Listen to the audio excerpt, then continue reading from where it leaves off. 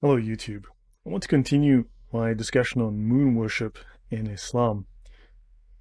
In the first episode, I discussed how Islam is derived very much from Sabaean moon worship. The Sabaeans were a pagan tribe living in Yemen. This tribe invaded Eastern Africa, Northeastern Africa, Ethiopia, and they converted the Ethiopians at that time to their paganism, and then eventually the Ethiopians became Christians, and the Ethiopians then invaded Yemen and southern Arabia and brought Christianity with them. So let me continue here with the Axumite kingdom, which at the time was the fourth most powerful kingdom in the world, and one that you've never heard of. Now, the Axumite ruler was called the Negusa Nagast, the King of Kings. King Ezana ruled from 320 to 360 AD, and he converted to Christianity as verified by these Axumite coins. Ezana originally had coins with pagan disc and crescent. Of course, the symbol should be familiar to you as the Islamic symbol. His later coins have crosses on them.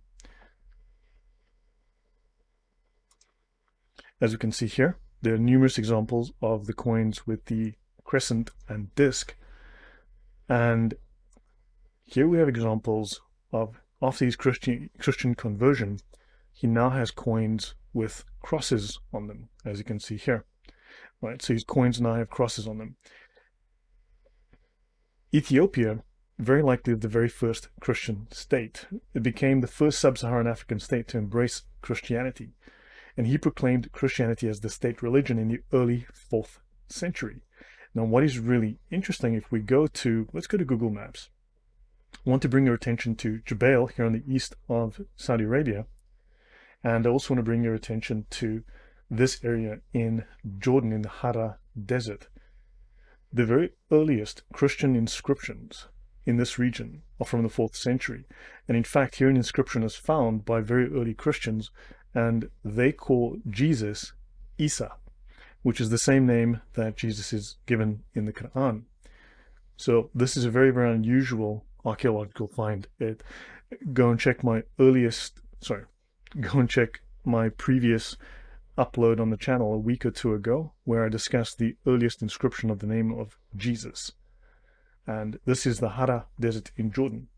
So, and that's a 4th century inscription by these converted Arabs.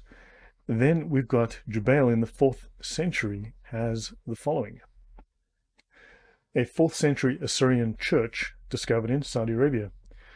So somewhere in the 1980s, I believe, a group of people attempting to dig their vehicle out of the sand uncovered this church. And this is a very, very early church with numerous cross inscriptions. It has been vandalized by some of the local Arabs since it was discovered, and a fence has been put up around it to try and protect it. However, this is very, very distinctly a Christian church.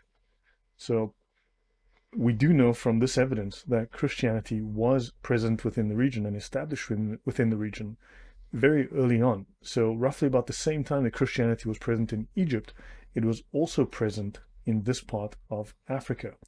And as we will discover, these Africans here controlled significant portions of Arabia and had influence all the way to India, Rome, Greece. So they had significant trade networks, and they influenced large parts of Arabia. Let me continue. For a century prior, Roman traders had brought knowledge of the Christian religion to the Axumite mercantile network. As we will show, and as we have shown, religion and ideas were spread via these mercantile networks. This was how people traveled. Ideas were spread through them. New ideas were collected as they traveled to different regions, brought those ideas back. Those ideas were fashionable at the time, and they became part of the culture where they were brought to, and they influenced those cultures. Now, King Ezana proclaimed Christianity as the state religion in the early 4th century. This is about probably around the 320s. So in the 6th century, the Axumite king Caleb sent a force across the Red Sea to subdue the Yemenites, dominating Saudi Arabia or southern Arabia for 70 years. The Byzantine emperor supported Axum largely due to Yemen's persecution of Christians. These Christians were present in Najran. This was a center of pilgrimage for Christians. Notice it is very close to the centers of Sabaean moon worship, the worship of the god called Mecca or Al-Makkah. Right here. This was a major center. Hiran, Al-Mahabisha, is where later we will show this is the original location on the map that the Muslims claim is the earliest location of Mecca. But instead of being up here, it is 720 kilometers to the south in a place called Al-Mahabisha, and the god Makkah is also known as Al-Makkah of Hiran. We'll get into the map in a bit. Right. Now, the first church in sub-Saharan Africa, I've covered that in the previous episode, so have a look at that. This article is taken from the Smithsonian, and oddly enough, this one also dates to the early 4th century. So now we have two Christian churches in southern Africa and in Arabia, established in the early part of the 4th century. Now, interestingly, the very first hijra, or migration, in Islam is to Abyssinia, what we call Ethiopia today.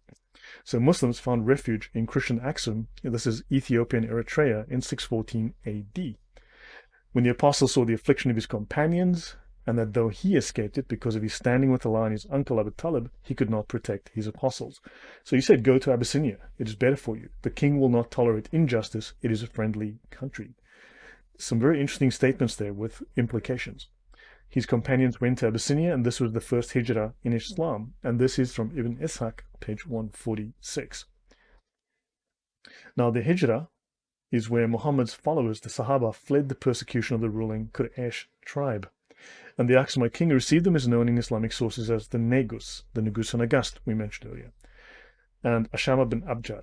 Some of the exiles returned to Mecca and made the 622 hijra to Medina with Muhammad. Others remained in Abyssinia until they came to Medina in 628. So they remained there for 14 or 15 years. So they stayed there a long time. They were influenced by these Christians in Ethiopia. They would have taken some of those ideas with them. So the hijra in Islam, this very first hijra, has a little bit of a propaganda story attached to it. I'm not going to go through all of it, but you can pause here, read this for yourself, or look this up. But notice the Christian king asked if they had with them anything which came from God. Now, of course, when they say God, they mean Allah. They don't mean the Christian God, Jehovah, whom they reject.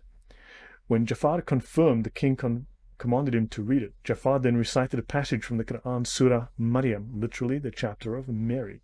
When the king heard it, this is the Christian king, he wept and exclaimed, truly, this and what Jesus brought has come from the same source of light. So, this and what Jesus brought, the gospel, notice Jesus is the good news. Jesus did not bring a book called the good news. This is where Islam is making these very subtle corruptions of the Christian message. So, Jesus did not bring a book. Jesus was not a librarian. Jesus did not, as he was ascending into heaven, pass out copies of 11 books to the remaining disciples. So the same source of light, interestingly. So they are trying to, of course, make this association, or force this association between Jesus, the gospel, and the Quran. And we know that these are diametrically opposed. Jafar, he replied that they held Jesus to be Allah's servant, his prophet, his spirit, and his word which he cast upon the Virgin Mary. Of course, if you read through the Islamic polemics, if you look at my story on Ibn Qayyim, you'll realize just how they vilify the Christian view of Jesus, they vilify the Bible, they vilify Christianity. And in fact, during that discussion, you will see how the reigning apology of the time, at least the reigning polemics of that period, by the major Islamic apologists and Islamic polemicists, were that Christians would urinate on the benches in church. They would defile themselves, they would defile their place of worship, and that these could not be people who were graced by God if they would urinate, because urination brings damnation. It's unclean. So, yeah, have a look at my story on Ibn Qayyim, Ibn, IBN, Qayyam, to learn more about that. Muslim accounts state that upon hearing these words, the Negus declared that Jesus was indeed no more than what he had said, than what Jafar had said. So they are cleverly making it seem as if they align with the Christian story when they completely reject the Christian view of Jesus. He turned to the Muslim and told him, go, for you are safe in my country. So, Trojan horse. Now, there are some numerous Islamic links to Ethiopia. For instance, the Christian community in South Arabia at Najran was perhaps the oldest Christian community in Arabia, and whose persecution by the Jewish king Du Nawas. Now, when they say Jewish, this well may be a heretical Jewish sect. It very probably is. I don't think this would be orthodox by any means. So Du Nawas is mentioned in the Quran, appears to have been a mixed community. There's no doubt that many of them were Nestorian Christians. Well, now when we say Nestorians, are they heretical? Are they considered true Christians of the day? Or, well, those are questions which we will have to deal with later. Well, others clearly were monophysites, more or less related to the monophysite church of Abyssinia. So the Ethiopian Orthodox Church, the Tewahedo Church, where the word Tawhid comes from, is monophysite. Now, back then, there was a divergence. Today, they are accepted as part of the mainstream Orthodox Christianity. However, there are differences. They have a very strong Jewish leaning within their Christian practice, and numerous of the Islamic practices very likely derive from this particular form of Christian worship. We will get more into that at another time. In international trade, Abyssinia was the destination of one of Qusay's 4 sons, who, according to Ibn Habib, was Abd Shams. Trade relations in Mecca and Ethiopia went back to the late 5th or early 6th century. In fact, it very likely went back much earlier, because don't forget, the Yemenis invaded something like in the 1st millennium BC. So there were connections between that part of the world and Arabia, at least southern Arabia, for 1600 years prior. Now, Mecca was not established until much later, and so trade very likely in that part of the world was much earlier prior to that. Now, the Arabic Injil, the word Injil, resembles the Ethiopian Wanjil, Injil, Wanjil. The word had already been introduced into Arabia by Ethiopian Christians at the beginning of the 6th century. However, we do know already that the Ethiopians had an established Bible, and this we also know because they had established a church in the early 4th century. Christianity was part of Ethiopian practice in the 3rd century already. So Christianity was established in what we call Ethiopia today, and obviously there was some sort of influence within Arabia well prior to the 6th century, so this date is very late. The generally accepted origin is Greek Euangelion, or the good news, entering Arabic via the Ethiopic Wanjil. According to Arthur Jeffrey, the long vowel ending in Wanjil, like the second syllable of Injil, is a close resemblance, closer than the Syriac root, because people think from Greek to Syriac to Arabic, whereas in fact Ethiopic contains all the sounds of Arabic, and the two are far more related as languages. I may have discussed it, but I will probably mention that again because I have brought up information about that, the close connection between Ethiopian and Arabic. Abyssinian, philologically. Ethiopic, the ancient language of Abyssinia, is the most closely related to Arabic of all the Semitic tongues. So this makes a good case for the Euangelion, the good news, entering Arabic via Ethiopic, the Wanjil. So Old Ethiopic is the most closely related to Arabic of all the Semitic languages. Ethiopic and Arabic with the language of South Arabian, blah, blah, blah. Okay. So hopefully that you can see this connection, this very strong connection. There's more to that. Now, let me see. So from the ancient Ge'ez, but it was presumably this ancient language, Ge'ez, which is the language of Ethiopia, with which the Arabs were in contact in pre-Islamic days and during Muhammad's lifetime. These contacts, as a matter of fact, were fairly close. Prior to the birth of Muhammad, the southern portion of Arabia had been under Abyssinian rule. Tradition relates that Muhammad was born in the year of the elephant, when Mecca was saved from the Ethiopian army, which marched up under Abraha to destroy the city. We will certainly get more into Abraha and his story and the history related to him later. It is practically certain that there were trade relations between Abyssinia and Arabia at a much earlier period than the Axumite occupation of Yemen. And that goes back to the 2nd and 3rd centuries. So this is, again, that 6th century date we just saw, this is much earlier. And that friendly relations continued in spite of the year of the elephant. And this is clear from the fact that Muhammad is said to have sent his persecuted followers to seek refuge in Abyssinia, and that the Meccan merchants employed a body of mercenary Abyssinian troops. So there are connections. Let's have a look at a couple more. Muhammad himself had personal contact with people who spoke whatever that is, okay? And this seems to be indicated from the fact that tradition tells us that Muhammad's first nurse was an Abyssinian woman called Ayman, and that the man he chose as his first muezzin, this one who announces the call to prayer, was Bilal al-Habashi, an Ethiopian. And the tradition already noted that the prophet was particularly skilled in the Ethiopic language. So according to Islamic tradition, the two languages that Muhammad, the prophet of Islam, spoke was Arabic and Ethiopic. So very interesting, right? The woman who was with him from his birth until his death was an Ethiopian woman, Ayman. There are other stories, of course, where he listens to Christian men recite the Bible.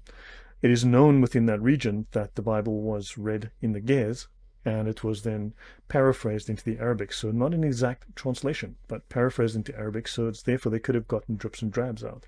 There definitely was a Ge'ez Bible. And of course, when the army, thousands of men, went across into Arabia from Ethiopia, they would have taken clerics with them. They very likely took Bibles with them to practice their religious services, right? And there's a couple more. For instance, the Kaaba was supposedly repaired by a Christian Ethiopian. So I'll pause here, and I will then continue with this afterwards. And hopefully this was interesting, just to end off this section, to give you some more connections now between Arabia, Southern Arabia, and Africa. And I'll see you guys in the next episode very shortly. Thanks.